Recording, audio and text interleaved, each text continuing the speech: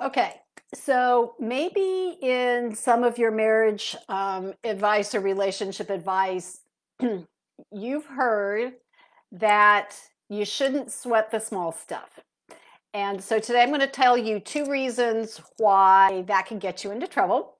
My name is Leslie Dories. I am the owner of Foundations Coaching and creator of the Hero Husband Project.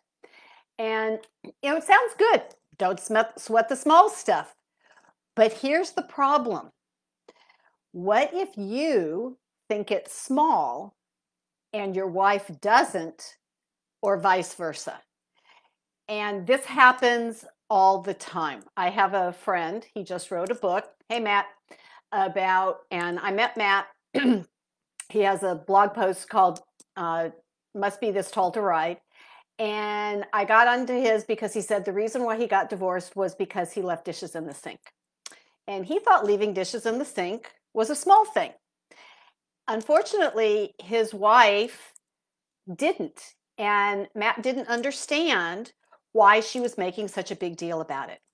And the reason why she was making a big deal about it was because it wasn't really about the dishes in the sink. It was about her feeling not respected, her feeling like what she was requesting of him, put the dishes in the dishwasher or wash them, was being ignored. And she didn't feel validated. She didn't feel heard. And it wasn't about the dishes. It's not about the socks on the floor. Those things can be considered small things. It's not something that's been going on in my marriage for almost 36 years, is when my husband doesn't let me know he's going to be late. He knows he's okay.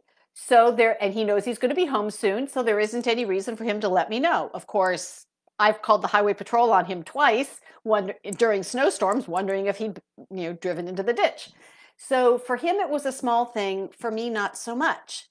And the more small things that you have like this, or the things that you're not really talking about at the level at which they're important, is one of those differences that if I don't see if I see something that's important to you as a small thing, you're going to feel dismissed. And you're going to keep arguing about that small thing and not what it really means. I don't feel respected. I'm scared that something's happened to you, whatever it might be. So that's one reason to take a look at sweating the small stuff. Because if you keep having the same conversation or argument about the same thing, it's not about that thing. And you need to go deeper and you need to figure out what that is. And if you're interested in that, then please let me know, because I've got a couple of good tools to help you figure this out. One of them is if you keep talking about this over and over again and you're not getting a resolution, that tells you something else is going on. The other reason why the advice to don't sweat the small stuff is because a lot of small things can add up to one big thing. There's a concept in police work, in criminal work, about the broken windows, right? So if you deal with the broken windows, then you can prevent greater crime or violence. Now, there's some evidence to support that, and there's some problems with it, like everything else. But the same thing can happen in your marriage. If there are a bunch of little things going on, together they can add up to one big thing, because most marriages do not end because of a big event. They die what I call the death of 1,000 cuts. Those are the small things. The fact that we don't have dinner together frequently, the fact that we no longer go out on dates, right? These are small things, but taken together, they become big things.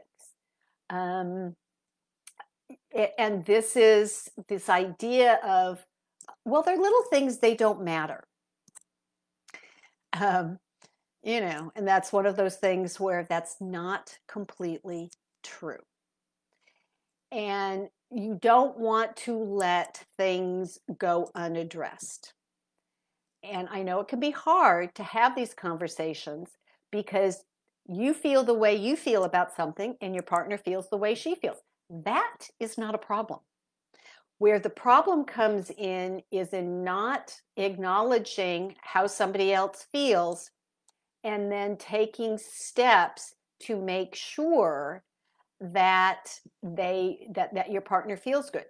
So for instance, some people are not naturally affectionate, but if physical touch is one of your love languages and your partner and you don't touch your partner or your partner doesn't touch you, the message you take away, they're thinking it's no big deal that I don't give you a kiss goodbye, or I don't snuggle on the couch with you, or I don't hold your hand when we're walking through Home Depot.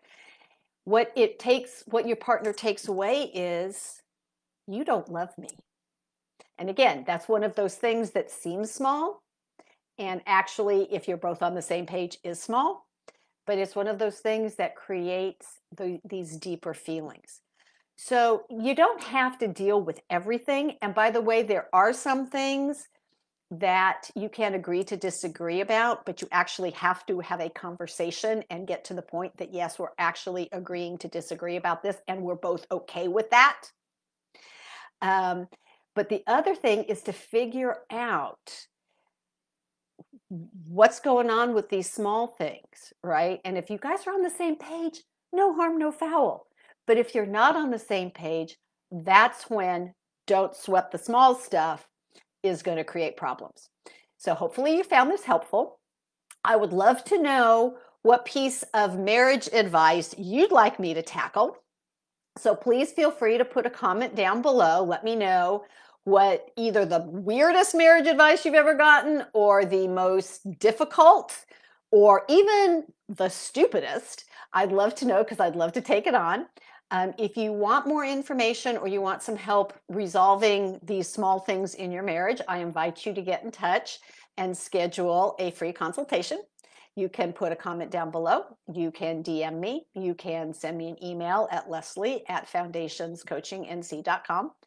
And until next week and more marriage advice, stay loving.